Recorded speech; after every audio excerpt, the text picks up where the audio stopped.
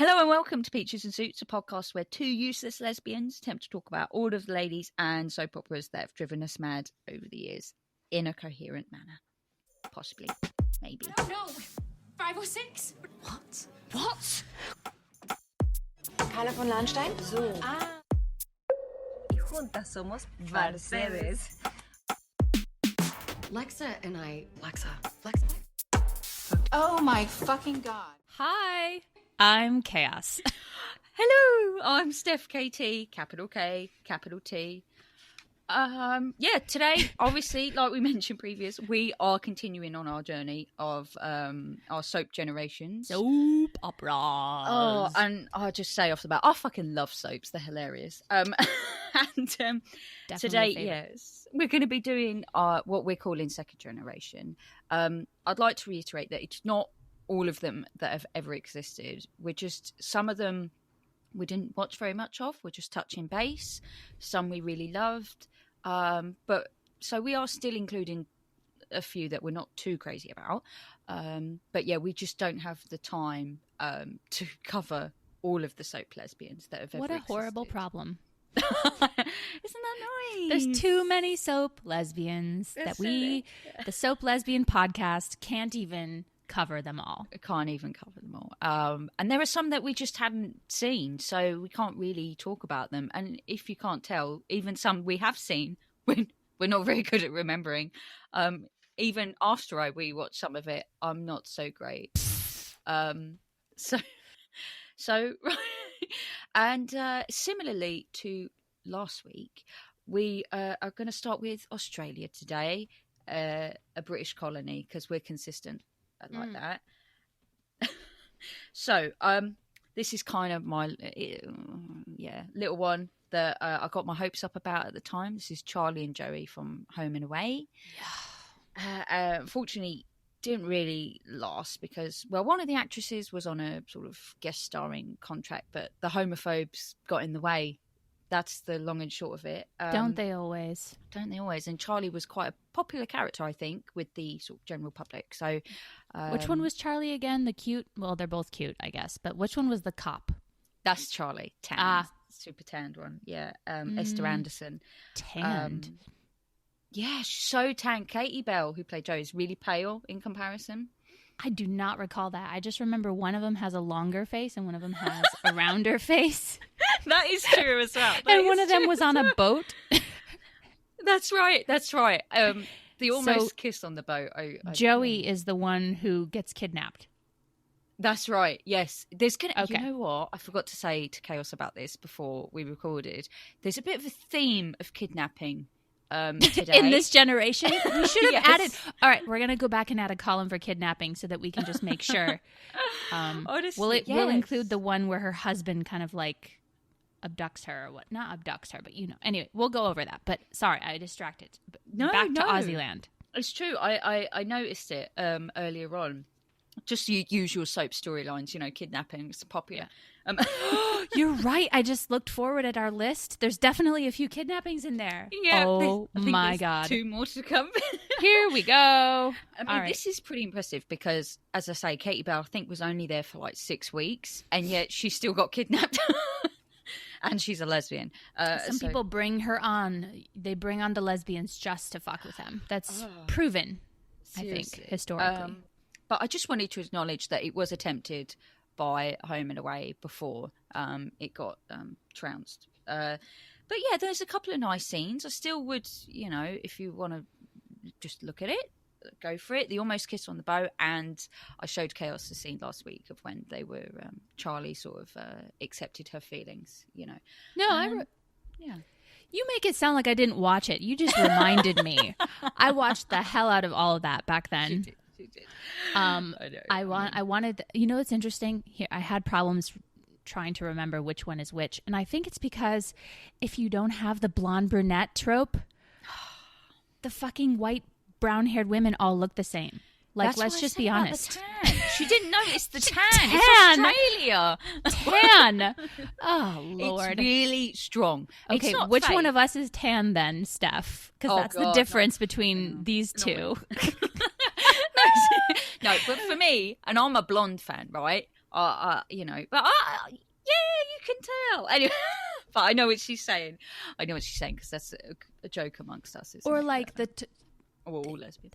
Don't the lesbians? They need something, right? It's Yeah. not the tan. The tan. She was like a half shade darker. No, it's like with Clarina, right? Clara is so Lord. tan compared to Marina. Can you please? Oh, God. But this is really obvious, this one. Anyway, people will look them up just to see which one's the tan. I'm going to have to look this up myself. I'm going to post this as like a shaming for you. It's so obvious. People be on my Oh, side. Lord. I'll let Chaos put it on Hey, his did Twitter you- and I'll retweet it. Did you ever see that like lesbian-ish commercial that the one who played Charlie made for some whiskey? Oh, no. Bourbon? I can't remember. at all. You need to see this. She was like, Is it because she's the colour of bourbon? Yes. she's very white. Okay, She's so wait. sad. Hold on. No, I'm serious. It was hilarious because she's hiding in her book. Okay. No, but really though, so there was this ad. She's like sitting on a couch or something, and she's like, "I wish I liked men, but gosh, I just really like women." And I was like, "I only prefer women," or something. I don't know. I'm gonna have to look it up to remind myself. But like, it was so stupid. It's an ad for bourbon or whiskey, and she's just talking about being a lesbian. And it makes no sense at all. There's no reason why she's talking Shocking. about this. That is mad. Oh my God, you couldn't do it now. I'm going to have probably, to find it. You could have. Oh God. That was Right. actually gayer. That little ad was gayer than the actual show. So I'll make sure everyone sees that. It's probably true. Honestly, I can't. Wow, that is well remembered. See, she did watch it. Well, we're going to leave them now because that really is. God, let's all move on. There is to say. Yeah, That's pretty much it. Should we like say they don't end up together? There's no, basically they don't even, No. they kind of kiss one time, I think. I think there's one or two. Definitely one. Yeah, but- no, there's two. I think there's two. Yes, in the kitchen. Yeah. Mhm. That's They it, kiss and then twice. It's very much like the stereotype of I'm not a lesbian. Yeah, Charlie. We can't be together. Yeah. Charlie, the cop, the quote unquote tan one, is she's very much like, I like men. No more accents for us today. Let's never do that again. I'm so sorry, everyone from Australia. I'm so sorry. I'll get her to do Kiwi next time. Don't worry, because we'll have to. We'll have to make her do Kiwi next time. I can't for no. Rosalind. So Okay, move on. now, yes, Next couple. next Back colony. to another colony. America. Here we better are. Leave that in. I love her pause. I was like the trying to country figure she out which couple. resides in. I was like, I know we're starting with the colonies again. Which one is it? Haha, there are so many. Okay, Annie and Gina from Venice the series. I think this is great. I think we did we just discuss maybe tying it into Otalia, but then it was like the time difference was too much. The number of years between them. Yeah. But it kind of wasn't. It was like not even a year. I think it was like about a year. It's quite quick. Crystal and Kim, they got going on it quite quickly, really. But understandably to ride that momentum. And there are other actually good couples as well on the show. And I think I ended up rooting for... Don't say it. I'm going to forget the names. But Don't do basically Jessica Lucia and Nadia Purely. No! I totally ditched Crystal. So I bet you liked that shower scene, didn't you? Well, it was all right. But no, there were others that I was... yeah, there are other scenes between them. You know, yeah. I don't like too much explicitness. Remember, leave me with some mystery. I am just flabbergasted. The podcast could end today. I think we're going to have to break up.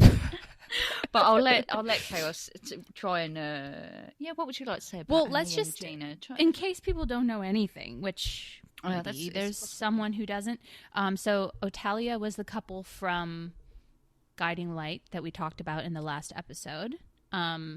Steph doesn't have so many soft, lovely feelings about them, but I do. I used to watch that show with my grandma. Anyway, when the show ended, as Steph mentioned in the previous episode, there was like a whole thing about no physical intimacy between the two characters on Guiding Light. And so one of the main characters who played Olivia, Crystal Chappelle, and some other people decided that they were going to make a web series, and they were going to sort of semi-revive the relationship between Jessica Lucia and Crystal Chappelle's characters, but with a new show, because they obviously don't have the rights for Guiding Light. They made a whole new show. They had new characters, but it's the same actresses, and quite a few other soap actors from Guiding Light, because Guiding Light actually came to an end. Olivia and Natalia, I think it's interesting that Olivia and Natalia, it wasn't like they wrote them off the show. It's like the show just kind of ended. You know, that was the end of Guiding Light. They were, I'm pretty sure they timed that so that they made it to the end, if I'm remembering correctly. Anyway, so once Guiding Light ended, everyone was like free, and they were like, let's make a new soap online. And it was called Venice the Series. And it's like a subscription web series type situation, so you could watch that. The premise of that show is very much like, the first scene in the whole show is Crystal Chappelle and Jessica Lucia, I think, in bed making out. Yes. And that was like a huge spectacle. And I remember being, oh my God, this is amazing. Yeah, it really was. Because, it almost felt like they carried along the tension and the, like, all of everything from Otalia. Yeah. It really was like, thank God. Yeah. Finally, like, these characters get to just kiss. Incredible. And then, of course, there's lots of soap drama in the show, and they, like, have to, they break up because, one of them is really just, like, not committed and all this stuff. And then there's so much drama. Yeah, it's actually kind of beautiful. I really like the lighting in that show a lot more than I did in Guiding Light. And I think the production quality was so much better in Venice's series than anything that Guiding Light ever gave us. That's true. It's true. Well, it was lovely as well because, like we say, because of the other soap actresses joining in to help out in a sense. Because it's not like you're going to be paid loads or anything like that, but it was a labour of love, and I think I remember them speaking of it like that. And so it was lovely just to see some of the actresses who are well known on American soap operas joining in. Actors as well. Lovely. They had what's the guy's name from basically everyone who was friends with Olivia or Natalia in Guiding Light also sort of like ended up being their friend in Venice the Series, which I thought was very cute. But actually at Klexicon in the Otalia panel, Crystal Chappelle, someone asked her like, "Oh, can you even make money with this sort of like web platform, whatever?" She was like, "Yeah, you absolutely can." And I was like, "Okay."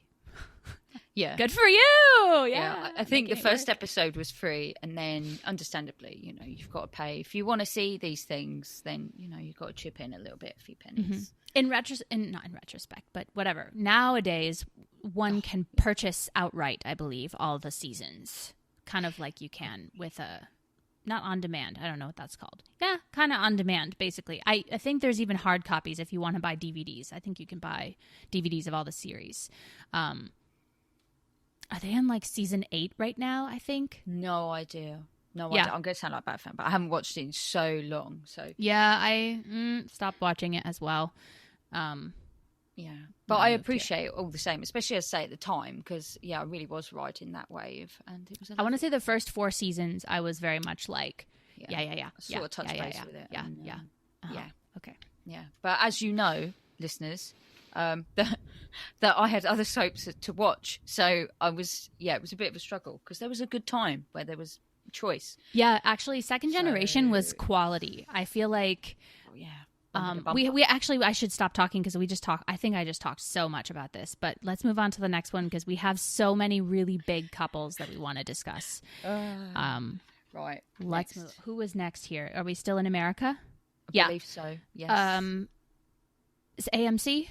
Yeah. All My Children? Bianca All My Marissa. Children. Right. Yeah. We spoke about Bianca last time, obviously played by Eden Regal. She left. Famously so again.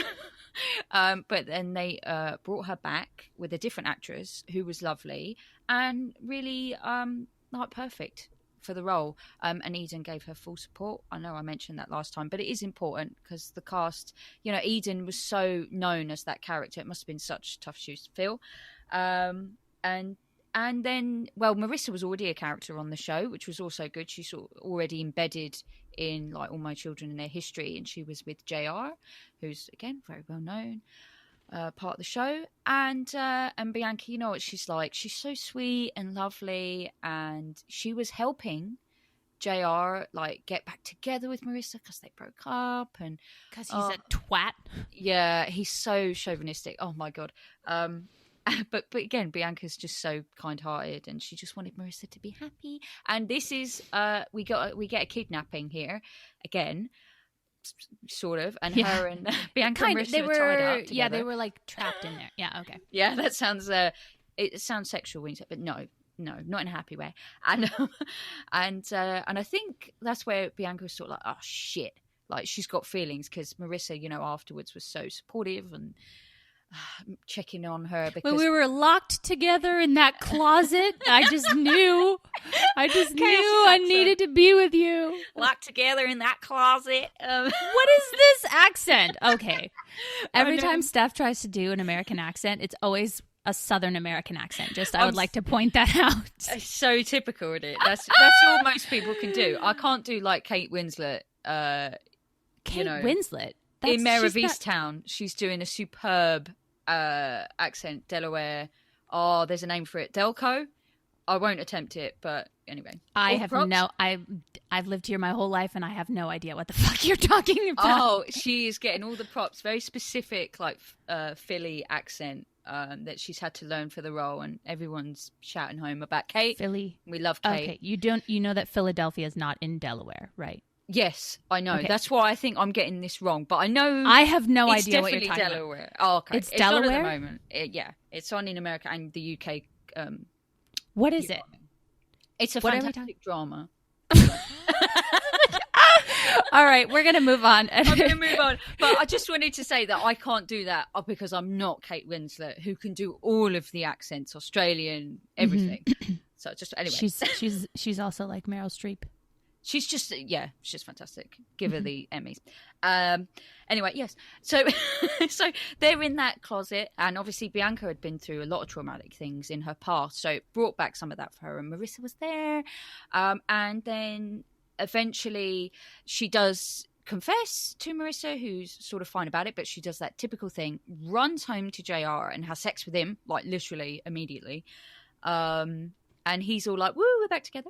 And then Bianca is all sad. And then eventually Marissa finds out that, you basically gave JR all the things and all the advice and everything. Mm-hmm. There's all these little like tips and tricks because they're friends that Bianca is feeding to JR to try and help him sort of win her back or make it seem like he loves her more than what he's capable of doing on his own. Like he buys her a music box or something.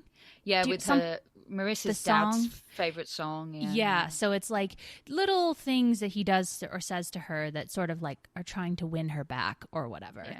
Yeah. But when she finds out, right? So Marissa finds out that it wasn't him who did all those things. It was Bianca, and she's like, oh.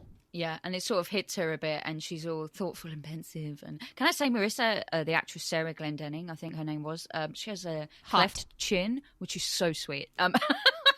Yes. Really, yes, she's very sweet. Mm-hmm. And she's ginger, so not too brunette, so I just thought I'd point that out. And she's very, like, redhead, too. Like, she's got the, like, freckled, pale skin situation happening. Yeah, and but basically, that then they get together because around this point, All My Children was looking to be cancelled by looking to be cancelled.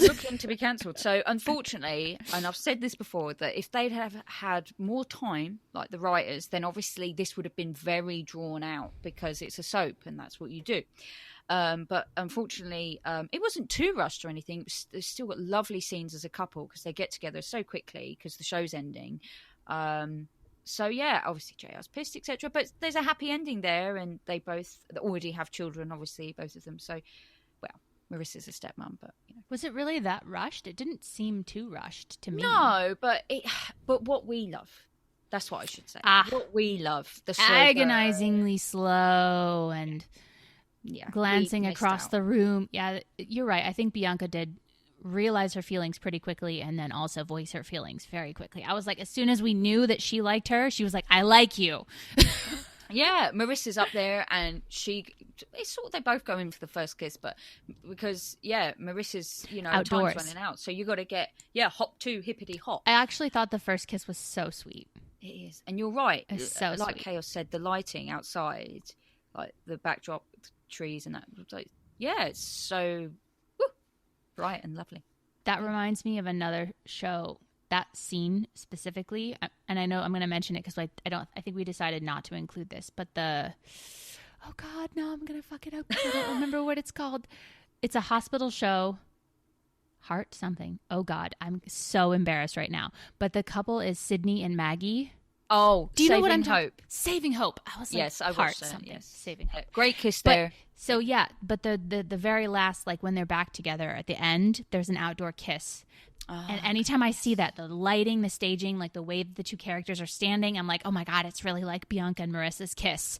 And every time I see it, I'm like, okay, and her name is Maggie, which is like also from All My Children. And anyway, and one of them is redhead. And it's like, it's just very like reminiscent of the same kiss. And I'm like, No, it's true. It's true. Yeah, I didn't put that together. And people keep mentioning them to us recently, so it's probably good we give them a shout out. We give them a little shout out, even though technically it's not a soap. It's like a hospital drama. Yeah, I was watching the whole show for a few seasons. Yeah, it was good. Yeah, it was good. Next one. Yeah, see, we're kind of prepared this week. I know. We actually did about 30 minutes of prep for this, so. Yoo-hoo! Next one is down to Mexico. We've already touched on these. I think I've spoken a little bit about this, so I don't really need to go into it too much, but Julia Mariana from Las Aparicio. Yeah. Steph hates them. She Yeah. hates them, and we won't talk about it too much. I think that it would be pretty hard for me to rewatch that show. This is one of those things where back in, was it 2009? No, 2010, when it was airing, as a thirsty lesbian, they're two really gorgeous women. I really enjoy both of their voices, so this is something. Actually, not so much Julia, a little bit. Yeah, there it is. But sometimes she's just a little whiny. I think Julia, the gross. character, is like, Oh, man. and I like, so oof, that's a little grating. But, I mean, I watched that show. It's like 120 episodes. I've seen them all. Would I go back and rewatch the whole thing? No. Well, here's me, and I know I said it previously, but I'd go back and watch it, and I would still watch the Julia Mariana stuff, but like I said previously, I was all about the other two sisters, Alma and Mercedes. So yeah, Alma was the mum. But yeah, we've already talked about this. All the women in that show, gorgeous, all of them. Because I did enjoy it at the time. It's just looking back, because I've been blessed since then, that Julia and Mariana, a bit like. Yeah, I think I wonder too if it was because it was so early on. I'm wondering they did a polyamory storyline, and I think it was interesting that they did that because I had not seen that I don't think I'd ever seen that before. It's true. It's true. Well, it's certainly not for a woman. I think that there's probably a little bit more out in the ether of men who want to be with two different women at the same time, but like this was like a woman who wanted a man and also wanted a woman, and one of them was her best friend and one of them was they weren't married. Were they actually married, or were they just what with the guy Armando? I can't remember his name. Armando. No. Anyway, yeah. Okay, well, she's floaty. It was interesting. I thought it was interesting. I didn't think it was very well done. I found myself being really infuriated with Julia. I thought she was just... She was not going about it in a way that was healthy for any of them involved. No, not even for Armando. I felt it sorry was for bad. everyone. Yeah, Even it was bad for both of those. Both of her partners were fucked, and not always in a good way. Yeah, I mean, as you say, I appreciate them attempting it. It was just, and I think with a more mature character, maybe if it was like Alma or Mercedes, who have, a more rational. I could head see on their Mercedes doing it. shoulders. Yeah, even Alma. I mean, especially with the kind of business that she's operating on the side with the fellas, I could, certainly see her doing it with two guys. Or even two women. Yes. I just as I say, but the whole show in general is still if it was like at the time, I remember saying if it was on DVD, I would have bought it. I would have bought it and rewatched it for sure. I actually don't know how I would go about getting that nowadays anyway. It's I think true. you can It's still always find the Julia Mariana scenes. Undoubtedly. I believe that they're still even on YouTube. Actually, I think I did a rewatch maybe 3 years ago. Time is a little bit weird though. Maybe it was like 2016. I'm like, last year because we're ancient.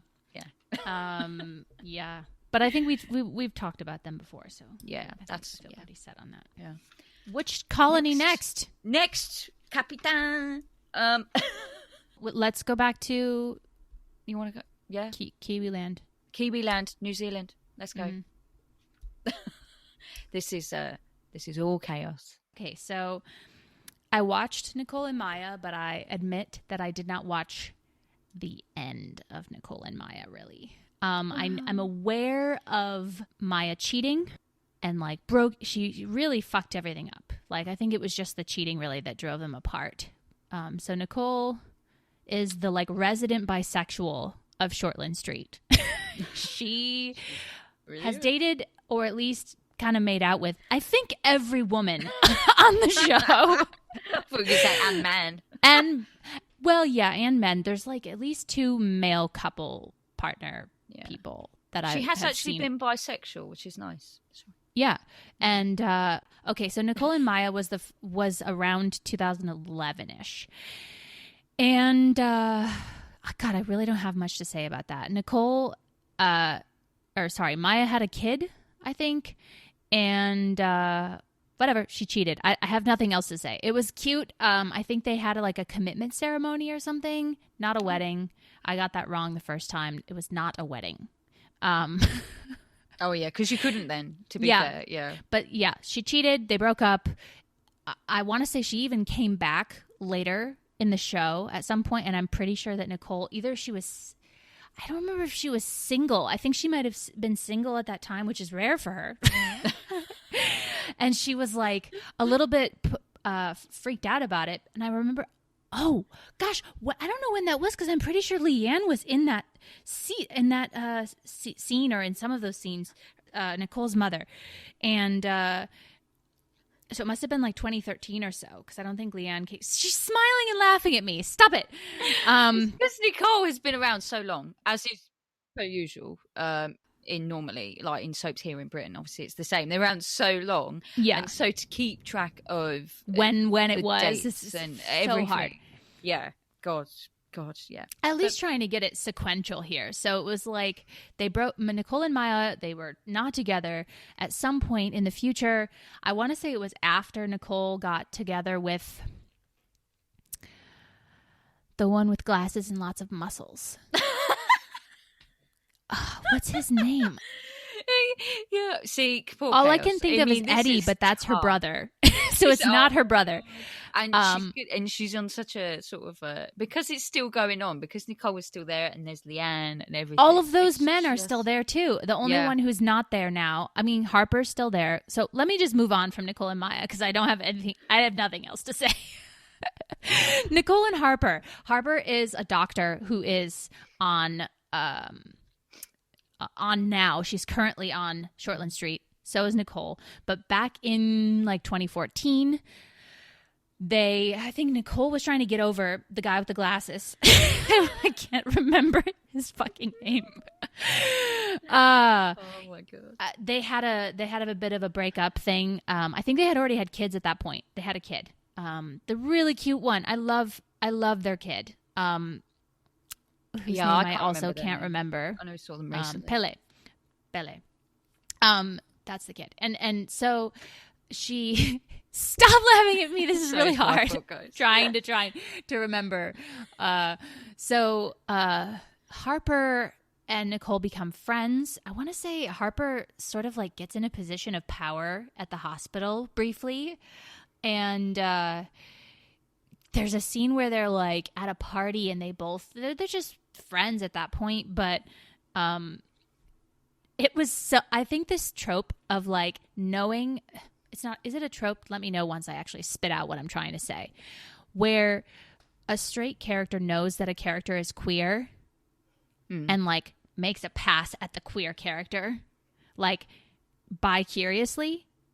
Yeah. I want to make that I mean, I think it's a trope because it's definitely happened before in other shows. Yeah. But so that's what happens in this show is Harper, the straight character, kind of comes on to Nicole at this party and is like, I've never liked women before, but like maybe we can give each other what we want. What does she say? Something like that. I was going to say, I mean, even in real life, I've had this, it sounds like I'm bragging, but no. I've had this quite often because I think, that's why I don't mind it because it feels sort of real to me that there are women that sometimes they really aren't even bisexual, but I think they just think about it because they do have moments of confusion or whatever because maybe you're a great friend and you know, and then maybe it gets a bit worse if they've been drinking because they're so confused because you're such a good friend and why can't guys be like you, and you know they say all those sorts of things. So that's a trope I can get with. I'm fine with it, but to quote Noel Benedict, I don't tinker with straight women. Yeah. I just can't. This is I gave that issue. up in like 2009. Yeah. No more. Yeah. Not me. Not where I live. You got to put up with me. Oh, God. Okay. So Harper is straight. I think that I don't even remember how that ended up, but I'm pretty sure like Harper ended up marrying a dude. They're still on the show. Nicole and her are still friends. So it was like, I think pretty amicable the way it ended. There was another almost identical storyline. Like, I don't know if they know that they did this, and we're going to cover this couple in the next generation in the next episode, so I won't really get into it. But Nicole basically has a completely repeated storyline with another doctor who gets into a position of power and, like, is a straight woman and, like, I've never thought about kissing a woman before. And they even reference the thing with Nicole and Harper. Anyway, we're moving on. I think we should leave Kiwi Town until, what is it, 4th generation, or what are we calling it? Next generation? But it had to be said because she's just Nicole's on such a roll. Yeah. I actually think maybe Nicole Miller is one of the more iconic bisexual characters. I think she does. Yes. She's not, I don't think she's super, super good rep for bisexual, but it's a soap opera, you know, like she's definitely good bisexual rep for a soap opera. That's what I said. At least she is actually bisexual. It's not like Alice in the Old or something. Oh yeah, and it happens just like once. You mean with the lesbian man? Yeah, I thought it was going to be back in the day with Nicole. I did think, oh look, they've put her with a woman for 5 minutes, and then she was just going to be with men. That's kind of what it looked like. And so eventually, when they had her falling for women again, it was like, oh yeah, and I'll give them that. Like she has actually, been in love with both sexes. You know? Exactly, and to their credit, they didn't make it into a poly thing. I mean, because like some bisexuals. Many, I think, arguably, are monogamous. So it's not like just because you are attracted to both men and women that you want them all simultaneously. Like that's a really harmful stereotype, I think, to people who are not that way. So it's good. I mean, I think they mostly didn't do that, and that's good. No, it's true. So, she had a stretch of time where she was with Glasses Man. props Russell's Glasses Man. I'm going to remember his name eventually. I'll finally remember what his name was. She's got important ones coming with Nicole. And her mother. I laugh in a good way. Everyone. Don't make me talk about them anymore. I won't. Right. Okay. Do you want to hop to Spain? I can't remember who's next. How bad am I? We were discussing if we want to go to Corey or if we want to go to Spain first. I'll go to Corey. Just because of the way Chaos said Corey. Corey. Corey. Right. Right. I felt like, oh yeah, I So had to, so fair.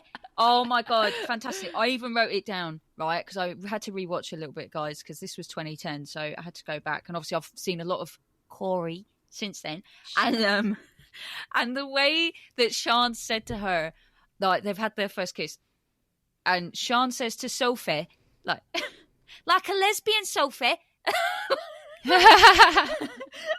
Oh my god! I'm not going to butcher the Mancunian accent anymore, but I absolutely love. No, all please our do accents it. Here. You're the only one who's allowed to in this podcast. No, but because I'm sort of like a Kate and Rana channel, a little bit, not anymore, obviously, but I felt obligated to speak about them a little bit because although there have been some represented, especially of young people like teenagers, Debbie and what was her name on Emmerdale. Jessica? What was her name? Not Jessica. Her name in real life Debbie. is Jasmine. No. Yeah, Debbie's one, yeah. But I can't remember Jasmine's name. No, I think show. it's Debbie and... But that was a bit of a fuck up. Are you sure it wasn't Jasmine in the show? It might have been, No, I can't think stop it was. thinking about her as Jasmine. No, I think Debbie and Jasmine sounds right. Yeah, but that was... Isn't that Charity's daughter? Wait, yes. Who's Debbie? Debbie is bisexual. This is a good example of a bisexual being forgotten about. And Debbie has never been with a woman since, even though we all remember. I mean, some people are like 90-10 bisexual. Like, oh yeah, but this is a whole thing. I won't go off on Emmerdale, but there's so many opportunities where Debbie could fall for another woman. It would be a great soap story, like recently with Priya. That's all I'll say on that. And they haven't taken it up because they suck. but with Sophie and Sean, for a teenage sort of coming out story, this was, I thought, quite well done. And they really, each step of Sophie's journey of coming out to someone was brilliantly written and acted. Sometimes even I have my criticism of Brooke Vincent, who plays Sophie, like some of her acting, especially when she was younger. But she really stepped up to the plate, and that's why I had to at least mention her scene with her sister Rosie, which was just... Oh, it's just wonderful. The whole story obviously is still on YouTube, on other people's channels. And it was just brilliant. Oh my God, the emotions and her coming out even to her dad as well and his support. It was just lovely. And it was the best written I'd seen since, like out of all the British soap operas, especially with a young teenager and all of your teenage emotions and turbulence that you feel at the time. Sean had a bit of issue accepting it, but again, they were showing two sides of the story as such, and being young like I was like, oh, and recently gone through similar emotions. I was like, oh, and then they were going to get married, and then it all went tits up because, well, the actress who played Sean, Sasha Parkinson, wanted to leave, so and that is the problem when one wants to leave. We will experience this again. When one actress wants to leave, then they kill her off spectacularly and ruin the wedding. But at least this time, no. Sean is still alive. At least this time, So that's why people always hope that she'll come back. But in the Kate and Rana era, people were still bring her back, bring her back. I just know she's dead. Yeah, Rana is dead. No, I don't mean Rana. I meant the one whose name I'm not going to try and pronounce. Oh, who? Why can't I? We're just talking about Sophie and... Oh, and Sean. Oh, right. Sorry, it's because I said about Kate and Rana and then I was I know, but it was during Kate and Rana they were talking... Because remember, Sophie was single. Oh, yeah, Sophie. And then she wasn't single. And anytime she was single, they're like, bring her back! And I said it so many times. People wanting Sophie with Kate. No. No. Yeah. It's just sometimes chemistry is not there, folks. I know it's... I want to say the only one that it would have been okay for them to be together, they actually also fucked that up, which was what was her name? Sterling Gallagher's character. What was her name? Paula. Yep. Yeah, I didn't really watch that, and we won't be talking to them because there's not much there. But that was a great potential there. I agree with Chaos. That was about 5 seconds of like we're talking about something that's not part of this generation. So I'm sorry, but like, no, that age No. gap did not work for me. It's Sophie's a fucking child. Like Sophie's that a is fucking what it child. comes down to. Sophie She is not immature. grown up enough to be even with Kate. Yeah. And their ages were like more similar. I think only a couple of years age difference. Yeah, But like, she's more mature than she used to be. Of course she is, in terms of her work and everything. But it is still hard, and I don't know if it's because I've watched Sophie grow up. It could be an element of that. So it's hard to see them. Same with her sister, who's straight. I still struggle. Rosie. Rosie. Yeah, in a romantic sense. So yeah, but it was just, as I said, I can't. It was great up until when we knew, like this wedding is not going to end well. It was really great and sweet. But obviously, I like older women, so it was never going to be one of my epic ones or anything. Oh, because they're young. Yeah. Okay, so how did that one end? I didn't watch it. Oh, yeah, Sean run off. So that was on the wedding day. Not with someone else, just she decided she didn't want to be married and left the show completely? Yes. Oh. Yep, that was Cool. that. So, Cool. So I would absolutely recommend it. But yeah, as I say, at least no one dies. So you haven't got to be worrying about, seeing them slowly pass away. Oh. Yeah, I know. That brings us to our next couple, which includes death. Yes. I can't remember, honestly. I can't remember how much we've said about this couple already. Aurora and Celia. Aurelia. Very little, I think. Did we brief? Even, I think we just maybe even only in passing kind of mentioned them. But so Aurora and Celia were one of like my iconic couples. Not quite as iconic, I think, as like Ana and Teresa, but but another vintage lesbian storyline in Spain. Because apparently they only know how to do vintage lesbians. And if they do modern lesbians, then they murder them violently on their wedding day. And that's like the only thing that they know how to do. I'm being a little bit hyperbolic here because they have some newer, and the newer generation will talk about Spain again in a more positive light. But like, I don't hate you all. Because you gave me these great couples. So just, the death of Aurora was just really traumatic. In fact, I actually still haven't watched it. I've specifically, I knew it was happening. And I did the same thing with Kate and Rana, where I knew that they were going to kill her character off. Because it leaks out that information, and people were furious that Bavna wanted to have her character killed off because she was like, I don't think Rana would ever willingly break up with Kate, so she has to be killed off because she wouldn't leave her. And because what's her name? Kate, the actress. Faye. Because Faye Brooks wanted to stay, then, they wouldn't be able to separate them unless one of them died. Whatever. I don't know what happened with, I will be honest and say I have no idea what happened on Seis Hermanas because I'm not as astute on the background workings of shows like Steph is. In tune. She's very in tune with what's the inner workings of the show is. But she didn't like this show, so she won't be able to help me out here. Anyway, the premise of the show, in case you haven't watched it, is basically there are these 6 sisters who, it's called Seis Hermanas, which is 6 sisters. And they're all, I think they're pretty wealthy. As usual. And it's basically the storyline of all of their lives in this living in, what is it? I'm trying to think of the time period. I know. I can't remember at all. Yeah. I want to say earlier than the 20s. Yeah, possibly. It's hard because sometimes in it fashion as well. Because I can remember what they were wearing, but obviously fashion can carry over in between, as you say, certain decades, and especially depending on your finances. What you wear, because some people will still be sort of what we'd see as dowdy, even though the time has moved on, but obviously they don't have the money to out of fashion stuff.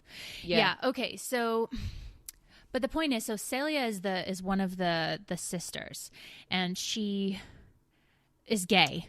And it's a big thing of her family finds out and they're trying to convert her. So they send her to this really sketchy doctor who is giving her, aside from electroconvulsive shock therapy, all sorts of other questionable techniques to try and drive the homosexuality out of her. Another thing is Celia is super educated, which like is great to see women from the time being very smart and well read and all of this stuff. Anyway, the whole premise of the show is, or the pairing, not the show, is that Aurora is a nurse who works for this doctor who is also a lesbian, but is gonna help her somehow. So she helps her get away from this shock therapy. And then they fall in love, and there's a whole epic love story. I mean, Celia moves out. She's not living with her family anymore. She is quote unquote cured. I don't actually remember the context of her getting out of her situation, but they're living together, I believe, at one point. They have their own little apartment together. They have this like commitment exchange where like they give each other rings and they're like, we're gonna get married, and it's like, okay, you fucking aren't gonna get married because it's like 1919 in Spain. But okay, maybe they're doing it like Anne Lister, you know. Very much, yeah. It was super Anne Lister vibes. And then something drives them apart again, and Aurora has to leave to go take care of her ailing family member of some type. I want to say it was mother or father, but it might have been uncle. I don't remember. So she leaves and she gets taken off to this small town, and like while she's there, somehow she gets forced into marrying a man and comes back pregnant. It's very like unclear to me what exactly happened there, because I kind of stopped watching that briefly. But so she comes back and she's pregnant and married, and her husband is like chasing her. And so I'm telling the whole story. I'm basically spoiling all. Spoiler in retrospect, everything is spoiled. Now you know the whole show. Well, you kind of have to be prepared for this one. Because, and then eventually she dies. So that's the final spoiler is she gets cholera. Aurora gets cholera. And that's the thing with this one is I can handle sad. I love sad. Chaos knows. I do not know. If I cry, that means it's been brilliant. But if I'm just pissed off, sad, then I haven't enjoyed it. And the thing is with this, and I get it, and there is that whole argument of this is what's realistic of the time, and I agree with that. Yes. But to a certain degree, there is too much fucking... in fact, this one, out of all of them that we've mentioned possibly, is the most depressing. So I'm sorry when I can't sell it in a sense. I don't even know if I could recommend it, and I feel bad for the actresses, etc., because nothing against them. Oh my God, it's just so upsetting. I love the actresses. Both of them are phenomenal. Like, and they're both so pro their character storyline. They both like. This is one of those things you and I have talked about this, where it's like the show is made better by the actors being like super champions of their characters being together, and these two are amazing. It is. It's just it's beyond what I can take. Example, look, my Twitter handle is After the World to Come. I can deal with sad and I can find it beautiful. I have no problem with that. But this is whoosh, like, because it is just one thing after the other. Give her a couple of sad things, but not like I don't know. It's not all on the one of them, but conversion therapy, torture, forced marriage, pregnancy. I want to say. Was there rape? Maybe. I don't remember. She was being stalked by her husband. I mean, he stalked her all the way back to when she came back to see Celia, and like, she was worried about him for a while. The cops were involved with something, and I forget what it is, because Celia was friends with one of the cops who actually knew. There was like only one person who knew about them. It's just, No way. They're more upsetting than Jasmine and Annie. So did we talk about them? Did we skip them? No, I'm mentioning them next episode because we're going to talk about Annie and Catherine. Okay, yeah. So okay. Jasmine's mother. So yeah. Are we now done with you? No, we're not done with Europe. We can go over to Germany. No. Excuse me. I would never. How could I ever? Yeah, we as you see, we start small and then we go up to a crescendo of hopeful sort of happiness. Depends when you stop watching. And that is the key, folks. You have to stop watching at a certain time. Mm-hmm. and then you can hopefully remember you know it before happily. I'm a little curious now. I'm going to mention this, but like and also never mind. But the fuck, what am I trying to say? So I was gonna say, if you find out about the death beforehand, which I did, and I usually stop. I did not watch Peppa and Sylvia. I did not watch that, and I still to this day will not watch it. I've seen some like promo photos with her holding Sylvia and like pressing against her bloody dress. I still to this day will not watch that. Same thing with Kate and Rana, have not seen it. Nope. Same thing with Aurora and Celia, I have not seen it. Like, I knew that they died, and I was like, fuck that, I'm not going to do that to myself. Like, well, I watched Pepper and Sylvia, but that was so long ago that it wasn't so much of a, here we go again. It kind of was, but wasn't like it is today. Did they invent that? I mean, I'm really down for blaming Spain. Thing. That was the whole, but it was so well acted, kind of like Clark and Lexa. The scene itself is so, like, the acting useless, just like Clark and Lexa. Completely not helpful in any way. Well, exactly. And I think the wedding day thing is obviously what really hit home with that. And that's why then when Kate and Rana happened, it was then you're thinking, here we go again. On the wedding day, again. Pepper and Sylvia, yeah. Like Chaos said, it's sort of harking back to, again, like with Clexa, people were mentioning Willow and Tara.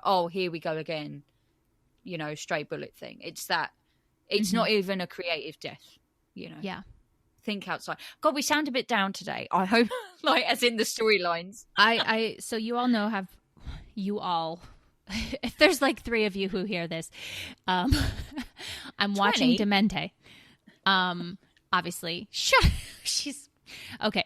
I'm watching Demente, and I hesitate to say this out loud, even because I'm concerned that I'll like speak it into existence. I'm not actually superstitious, but I have this fear, and I'm pretty sure it's like possible that Flavia is going to be killed off before the end of the show. And so I've been just like spending quite a lot of time preparing myself and being like, okay, it's really likely that they're going to kill her off, and trying to like make peace with that. But if I find out ahead of time that they're going to kill her off, I actually think I'm still going to watch it. I think that you'd have to at that point. Yeah, I think I'm going to. Yeah. I would have done with Mercedes, oh God, I'm so glad they didn't kill them off. So, but this time, yeah, I want to. I'm kind of quite hopeful though, just because it's chilly. So, I don't know though, because the showrunners have said some pretty cryptic and they specifically were like, this is going to be really painful to watch for you.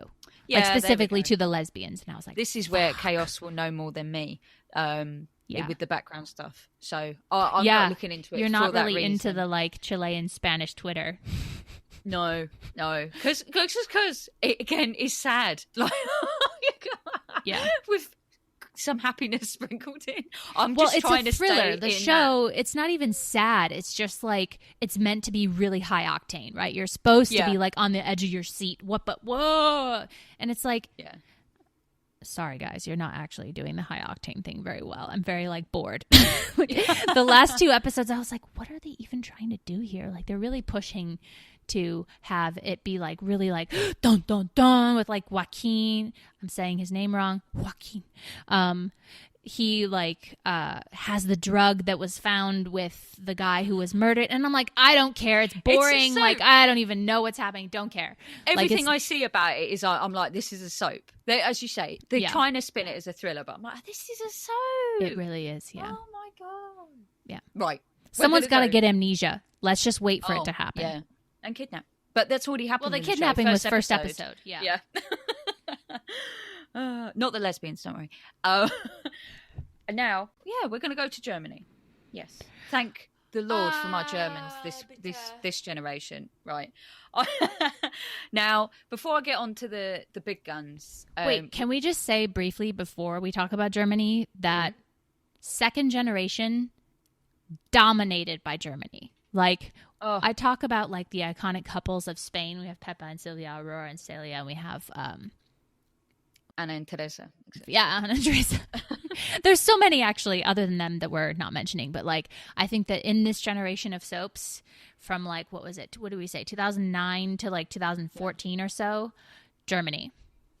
Yeah. Continue. Yeah. I mean, they'd already Coast right. They already had a good, obviously because of Carla, they've already had a fantastic run.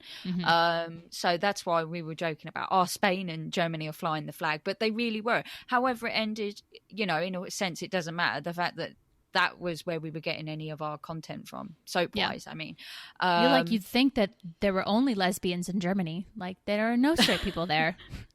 That's right.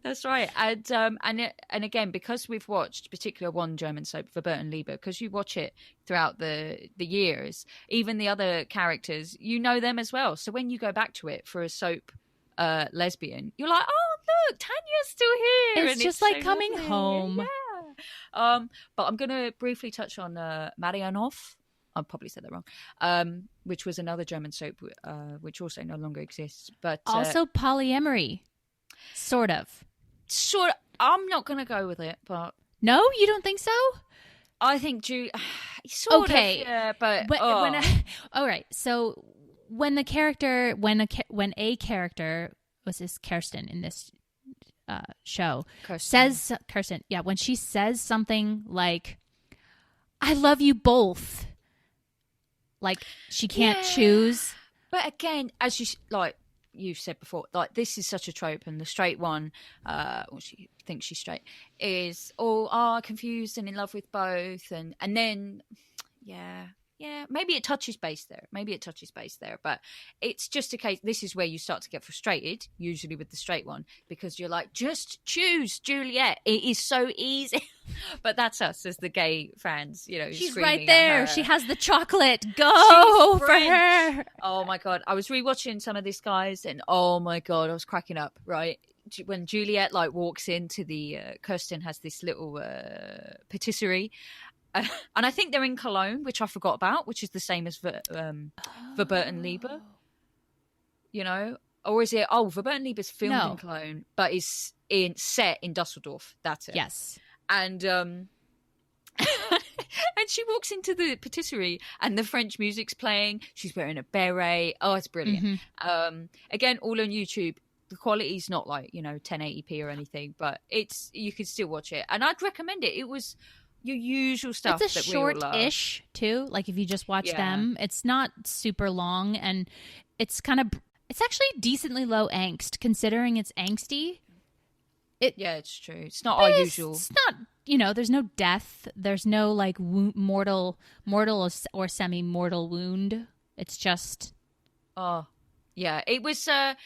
It has all your usual things that we love, and hopefully you love, figuring out your feelings. Juliet's coming on strong with her eyes. Yeah, Kirsten's getting jealous of her boyfriend, Raoul, because she thinks he fancies her, but obviously really she does. So she's getting pissy with him, and they're baking together. And no, I meant the scene where she's naked on that table with the chocolate. Oh, right. Yeah. And she's really jealous of Juliet basically making out with that woman with the chocolate. Yeah, no. I'm focusing a lot on jealous chocolate. all the time. She's just jealous all the time. It's a constant. Sorry, some of the stuff, for some reason, was blocked for me in the UK. So I couldn't even see some of the good things, like when Juliet basically has Kirsten's finger in her mouth with the sauce or whatever it was. Sugar or something. What? And it was blocked, so I couldn't even rewatch that scene. I don't remember what you're talking about. Yeah, this is where Kirsten's just that great soap stuff, it's like slow-mo and she's just watching the finger and Juliet. Yeah, but she feeds her chocolate. I don't remember her. Yeah, there's some sort licking her finger. Again, I couldn't rewatch it, but yes, it's all there. I want to see that. And I remembered it, so I put. Well, it might not be blocked in the US and for other people. Yeah, I'm gonna try that. I'm literally writing myself a note right now. Finger scene. But the memory of that scene is so strong that I could still remember it. So I literally put down baking and fingers. But also the little joy of this one is, Kirsten, I say, she's so pissy at the beginning and so I don't like Juliet. She's I so hate her. a little pissy and her with her beret and her ooh la la and all of her blah blah blah. Oh my God, yeah. And Raoul's brother Carlos, he's the one who's after Juliet, and Juliet's so just sort of nonplussed. I mean, she likes him as a friend, but obviously they don't know she's a lesbian. And then Kirsten, when she knows, is obviously all and that's when it starts to dawn on her and everything. But yeah, and they have some nice sort of kissing scenes and stuff. So yeah, they're definitely worth a watch. I think it's fun. This is a good This is a good example of the lesbian trope, which is not exclusive to soap operas, which is when they have sex, they only kiss each other's backs, and that's how they have sex. One of them lies face down on the bed, and the other one, either semi or fully clothed, crawls up her back and puts kisses on her shoulders or like sort of mid upper back, and that's what their sex scene is. That's how. I can't handle it. It's hilarious? Like, it's actually, another example is I Can't Think Straight. Oh, it's everywhere. It's literally there's. I'm like shaking my microphone. I'm going to talk about it in a minute with Rebecca. I'm going to talk about it again. Yes. Okay. All right. Let's move on. We have many more German ladies to cover. I got this. I feel bad for Chaos because it's perfect. Along for the ride. And here comes the argument as well. So let's get. Here we go. I said last time that we're going to talk about Rebecca and Miriam this week. Just to put them together. Rebecca was played by a different actress, Jasmine Lord. This is on Verbotene Liebe, and she's obviously one of the Lahnsteins, like Carla was a Lahnstein, so this is the big family who own the Enterprise on the show with money and live in a schloss, and it's all splendid. But it's like a castle. Yeah. For the non-Germany people. And Miriam and Rebecca, Miriam wasn't gay or anything. She'd never really been interested. She was one of those that, if she's drunk or for fun, she'll kiss a friend or whatever. She's, that kind of lass. You think so? Yes.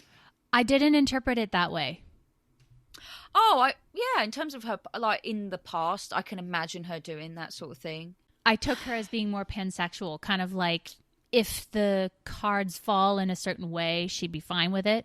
Not in like a dismissive sort of, I'm going to be drunk at a party at a frat house and make out with a woman. Well, but like, maybe I'm basing this on my own experience. Yeah, you have some biases here, I think, and I'm just trying to undermine them just because you don't like the couple. No, hang on. She always thinks I don't like a couple. I do like this couple. It's so short-lived. I can't give it my heart in retrospect. Okay. Fine, don't give it your heart in retrospect. I'm just saying, I think that if it had been allowed to continue, I think that Miriam and Rebecca could have been a couple. Like, I don't think it. Great. Shut up. I hate you. I'm just arguing on behalf of Miriam to say that I don't think that she would have not been down. I think that Rebecca being like scared of being gay was probably more of an impasse for them. I think Miriam would have been like, yeah, cool. Yeah, you're hot. In the future, but in the past, there is no way. Like when she kisses Rebecca in front of those guys to sort of put them off. That's kind of chill. Yeah, vibe. Yeah, exactly. In the future, I think she could be pansexual and she would have been like, but in the past, lesbians do that all the time. I reckon. I'm pretty sure, there have been so many I'm interrupting you? There have been so many shows. There have been so many shows where the lesbian character is like, hey, don't freak out. I'm just trying to save you. I feel like it even happened. I've never done this. Okay. I just spilled my coffee because I'm gesticulating too much. Fuck. This is, see, I told you, we're building up to a crescendo. Look, she's got to start dabbing. I'm like, going to scream at you. Thankfully, it's not on the floor. I just spilled it all over the table. Imagine if we were in the same room, guys. God. We'd probably have bruises. Shut up. I feel like it's a trope, though. The lesbian or the queer or the bisexual or the whoever character, whoever's comfortable with kissing women. Another time that happened was Gia and not Jessica. Jessica's the name of the actress. It's Bruce Willis's daughter. Rumor Willis. In 90210? Yes! There's a scene where she's like, chill out, it's fine. I'm going to sit here and kiss you or whatever. Although, actually, that was the straight woman who was doing that. That's what... Damn it. I'm not saying... I'm making your argument for you. Fuck. I'm not saying, obviously, that Miriam is straight. Yeah. Maybe I probably did make it sound like that. But she's a hard one, again, because it doesn't sort of last long afterwards. I feel like the discussions, they weren't as frequent or as many as like there could have been if the storyline continued. But they have some serious chemistry, these two. It's such a shame. Like in the kitchen cellar. This is going to come back in with Marbecca, obviously. But that scene is fantastic, and they have this makeout session at Christian and Ollie's. They're a gay couple, famous gay couple on the show. Yeah, friends of Rebecca. Oh, that is good. That scene, like, these two are great. The kissing's good, like, across the board. It was, you know, I think weren't they supposedly having sex in that scene, or did they not? I can't. We didn't see it. I always the one just on their remember couch. The lead up. Yeah, that's it. They're making out, and then they're on the couch, and I don't know, because obviously Rebecca, bless her, who's figuring herself out, she is going for it, and she's talking to Christian Ollie like, "Oh my god, I like her. Oh my god." And this comes. Yeah, but they're like, "You're not gay, Rebecca." Do you remember that? I was like, "Oh my god, let her be gay, you homosexual!" Like, yeah, and that's let the lesbian be gay. It's mad later on when Rebecca comes back, albeit as a different actress, but obviously she's so sure of herself by this point, you know, in her bisexuality. She's so, yeah. She's bi? Yeah. No. Yep. Männern und Frauen.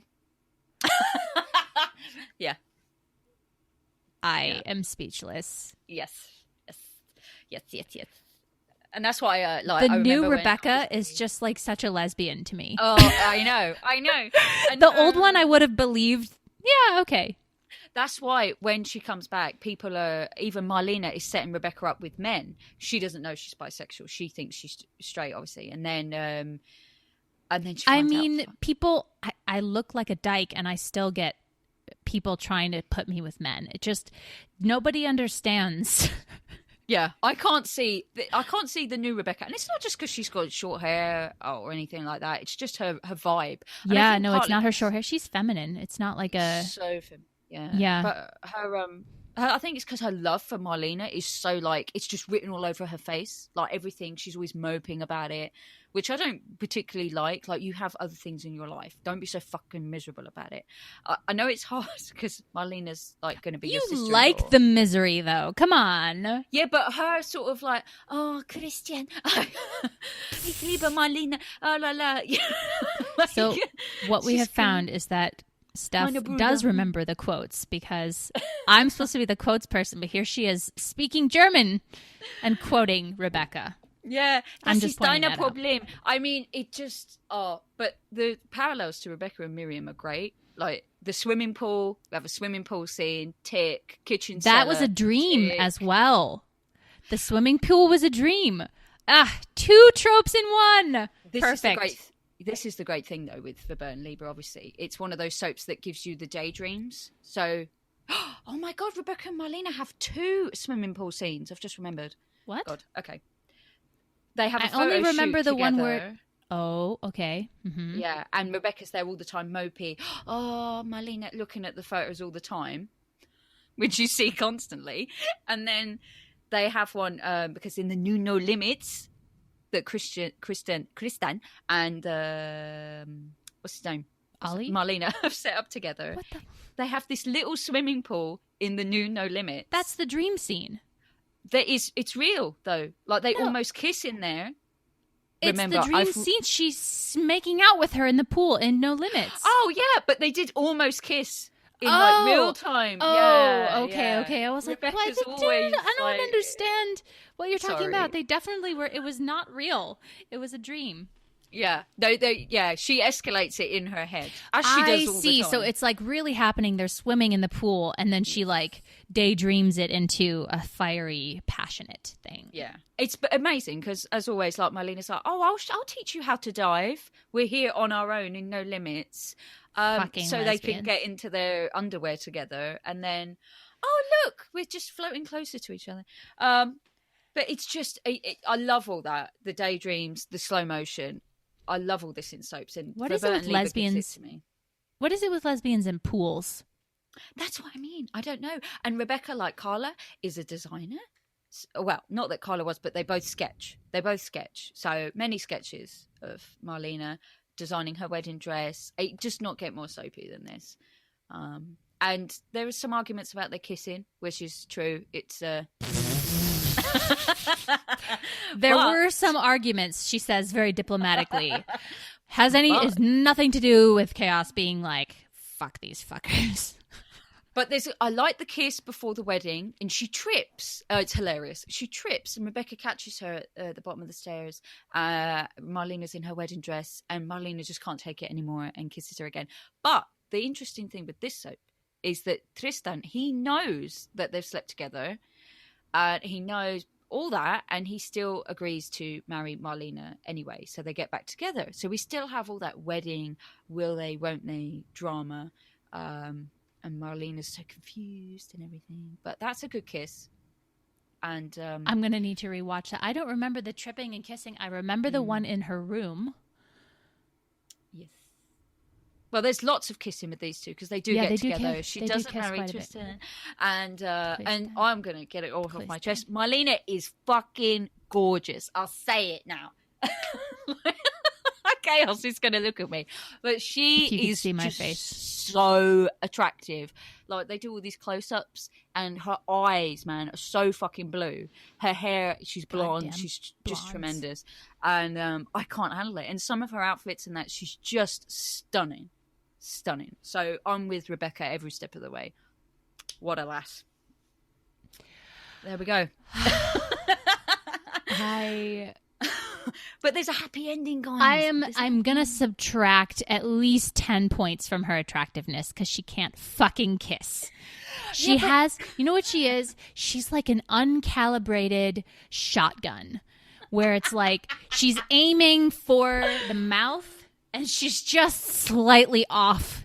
And so every time it's like she goes in for the kiss and it's like the cheek.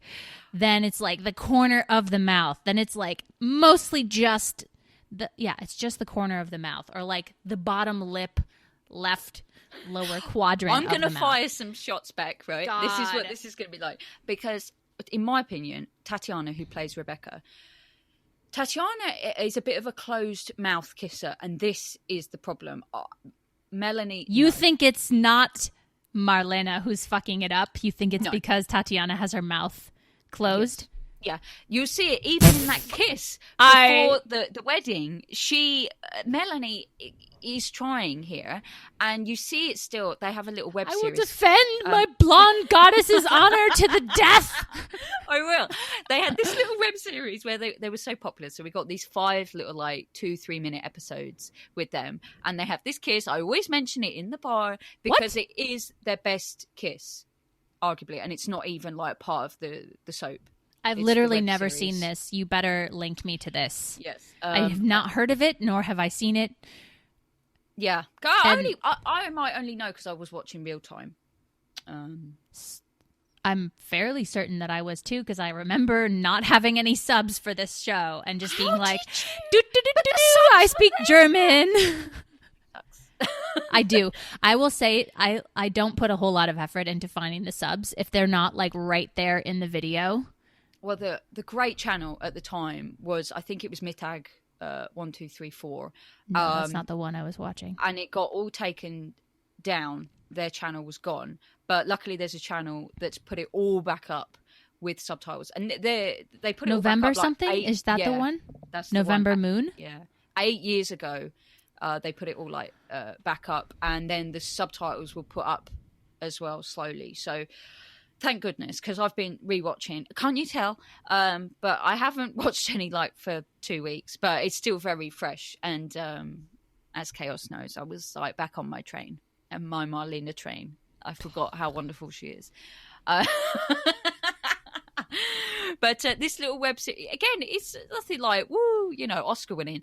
But that kiss in the thing, I'm like, God damn, all right. But again, Tatiana's not opening her mouth, whereas Melanie is, and this... I have to say, their chemistry is really good.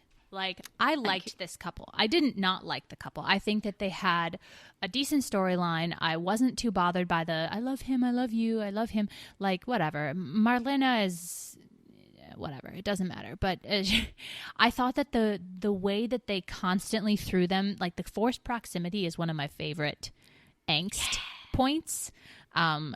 Sharing a bed, or not that you work together, but like they kind of had with the wedding dress and everything, like they had to keep being pushed back together. And you could tell that it was really hard for both of them.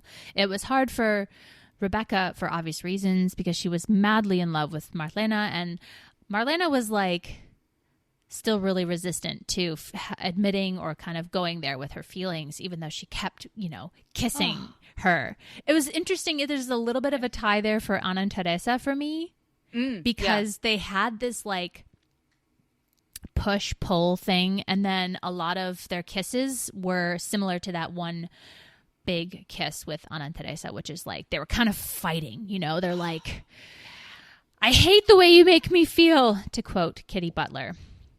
Yeah, I like that. True. I'm really into that. I think that was why I liked this couple, was because so much of their angst was passion as well. That's it. No, you're right with the Anna and Teresa as well. The more I think on that, like those angry confrontations, is why I enjoy both, like you say. And the best kisses can come from those. Again, what we enjoy. But there are some, obviously, as I say, there are some done. It doesn't, I said it ends happily. It doesn't. It's just because I haven't seen the ending to this day. So again, it's one of those where you have to stop before, because I'm going to say it again, Melanie, who played Marlene, wanted to leave. So ergo, it happens. So actually, you know what? I have no idea. I quit watching. Yeah, I'll admit I commit. Yeah. Mm-hmm. Yeah, that's it. Because then you could see the pattern where it's going because of the inevitable sort of thing. But do you know what happened? Because I genuinely have no idea. It was something really stupid. That's all I can remember. They broke up? So reason. Did Rebecca stay on the show? Yes. Again, the soap no longer exists, technically. So, yeah, it's sad. And there are a few other little things, like we said before, that's typical soap thing of talking to the back. They do this a lot, these two. Before they get together. Yeah, like Rebecca's looking at the camera and then behind her, Marlena's there, or vice versa, where they're like talking to each other's backs toward the camera.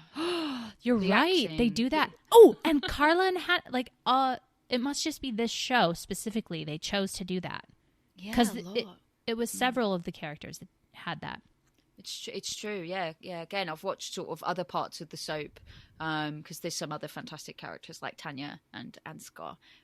They're great, but I mean, what else can I add about these? I say they're up there for me. They're one of my faves, and I think, for example, like the kissing, yes, but the acting.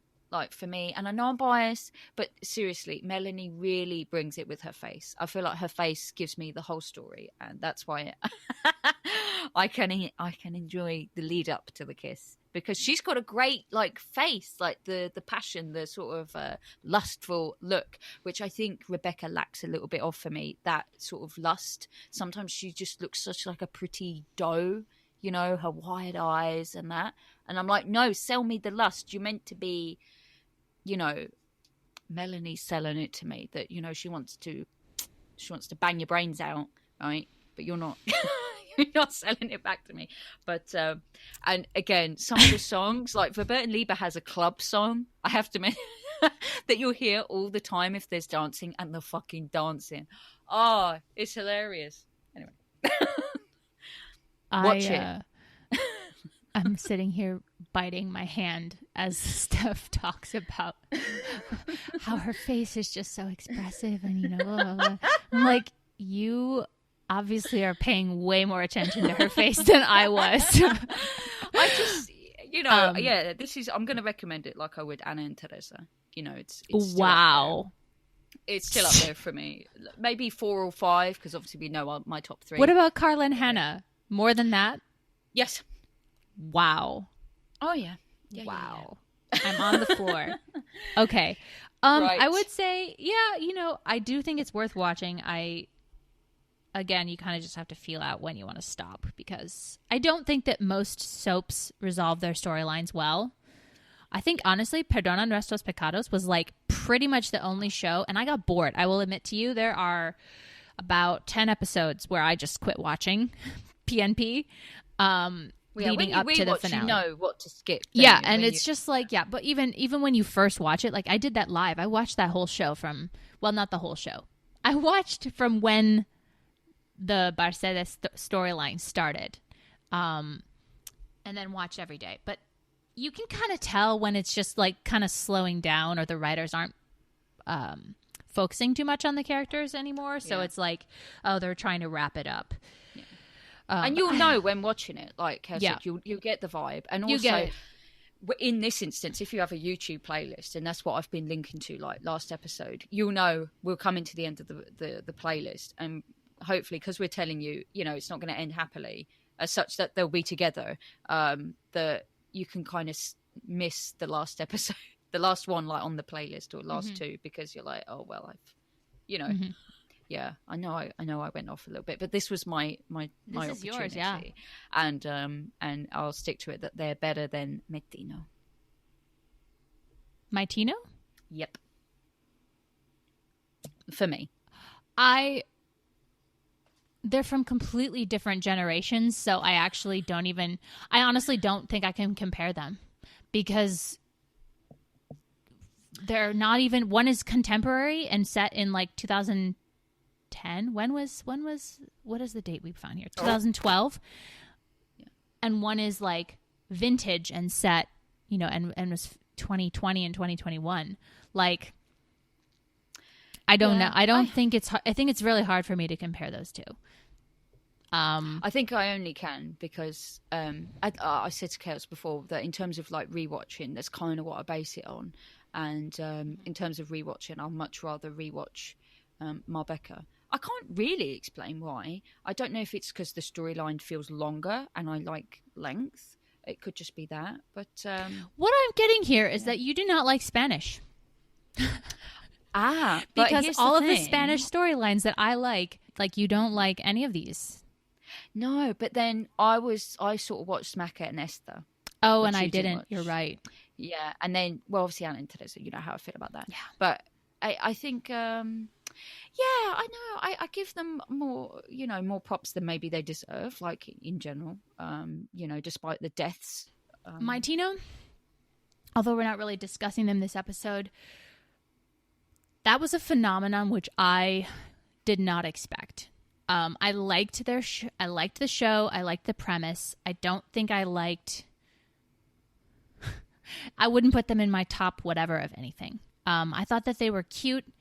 I thought it was an interesting premise. I didn't feel like it was an epic love story. And I know a lot of people, for them, it really was. Like, I mean, it's just going by Twitter, the amount of engagement on any content that I ever posted for Mytino, at least 4 to 5 times greater than anything I've ever posted for anything, including Mercedes and like including anything Demente, anything.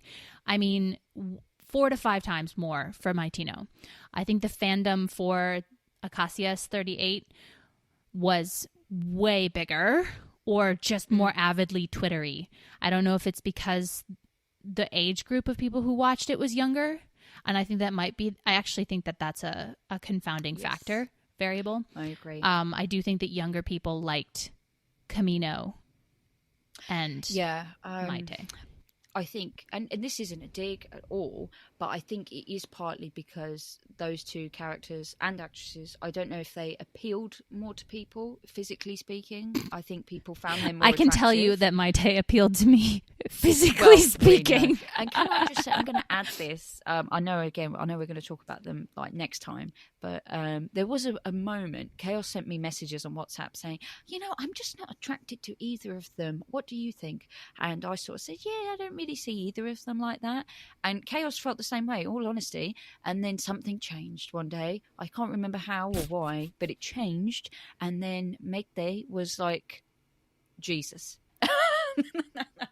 And that was it. Like I lost Chaos there. She was just gone with the wind. I want to say it was the shoulder thing. God, because I'm really not a fan of any of that era. The outfits, everything's very prudish, which, like, of course, whatever, you know, buttoned up to the collar, like very tightly collared even, so you don't even see like a little bit of shoulder. You know, it's all about the shoulders here at the Suits side of Peaches and Suits. My Peaches over there is not about the shoulder as much as I am, but Nope. But I think that's the case. Was as soon as I saw her shoulder, I was like, okay, it's nice. I can't believe it.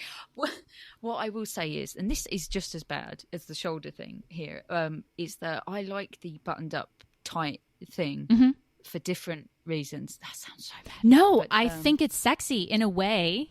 It is. It's all like, yeah. It's like Elizabeth von Bernberg in Madchen. Yeah, I was literally just thinking of that. I was like, that's the example.